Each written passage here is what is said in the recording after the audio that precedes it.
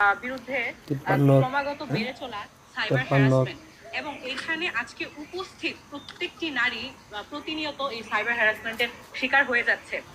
এবং বর্তমানে সামাজিক যোগাযোগ মাধ্যমগুলোই দেখে থাকবেন যে নারীদেরকে অনলাইনে প্রতিনিয়ত কুরুচিপূর্ণ মন্তব্য এবং বিভিন্ন ধরনের থ্রেট, হয়রানি এবং নিরাপত্তাহীনতার দিকে ঠেলে দেওয়া হচ্ছে, যা কিনা আমাদের নারীদের মানসিক স্বাস্থ্যের উপরে বিরূপ প্রভাব ফেলছে।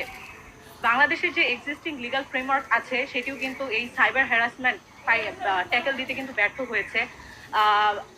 এখনো পর্যন্ত 1700-র বেশি জেনারেল ডায়েরি করা হয়েছে এবং এছাড়াও এখানে উপস্থিত অনেকেই কিন্তু মামলাও দায়ের করেছেন। কিন্তু দেখা যাচ্ছে যে এই সাইবার হ্যারাসমেন্টের বিরুদ্ধে যারা যারা এই ক্রাইমগুলো করছে তাদের বিরুদ্ধে আসলে যথাযথ কোনো পদক্ষেপ নেওয়া হচ্ছে না এবং সামাজিকভাবেও সেই শক্তভাবে আমরা প্রতিরোধ এখনো গড়ে তোলা হয়নি।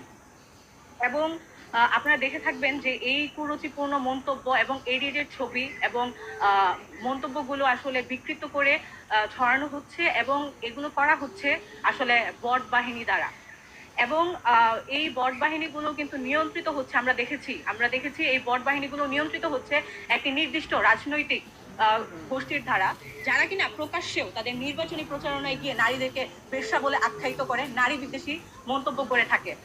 এবং এছাড়াও বট আইডি ছাড়াও রিয়েল আইডি থেকেও কিন্তু নারীদের বিরুদ্ধে এই ধরনের কুরুচিপূর্ণ মন্তব্য এবং বক্তব্য দেওয়া হচ্ছে। এবং আমরা আসলে এই রিয়েল আইডিগুলো অ্যানালিসিস করে দেখতে পেরেছি একটি নির্দিষ্ট রাজনৈতিক জনগোষ্ঠীর সাথে তাদের অ্যাফিলিয়েশন আমরা দেখতে পেরেছি। এছাড়াও আমরা আরও লক্ষ্য করেছি যে বিভিন্ন নির্দিষ্ট পেজ এবং প্ল্যাটফর্মগুলো থেকে পরিকল্পিতভাবে নারীদেরকে টার্গেট করা হচ্ছে, যার উদাহরণস্বরূপ বলা যায় ফাইট এগেইনস্ট হিন্দুত্ব এই পেজ থেকেও নিয়মিতভাবে নারীদের ছবি বিকৃত এবং এডিট করে অনলাইনে সার্কুলেট করা হচ্ছে। এবং এরই ধারাবাহিকভাবে আরো বলতে চাই যে আনোয়ার টিভি নামের একটি শিবির সংশ্লিষ্ট মিম পেজ নিয়েও এই ধরনের অভিযোগ উঠেছে এবং তারাও এই ধরনের নারীদের বিরুদ্ধে আসলে কুরুচিপূর্ণ মন্তব্য, এই ছবি সার্কুলেট করছে। এবং এই সকল বাংলাদেশের এই সকল জায়গায় নারীদের বিরুদ্ধে এই ধরনের যে সম্মিলিতভাবে সিস্টেমেটিক ওয়েতে সাইবার হ্যারাসমেন্ট চলছে, তারই বিরুদ্ধে প্রতিবাদ জানানোর জন্য আজকে আমরা এখানে উপস্থিত হয়েছি।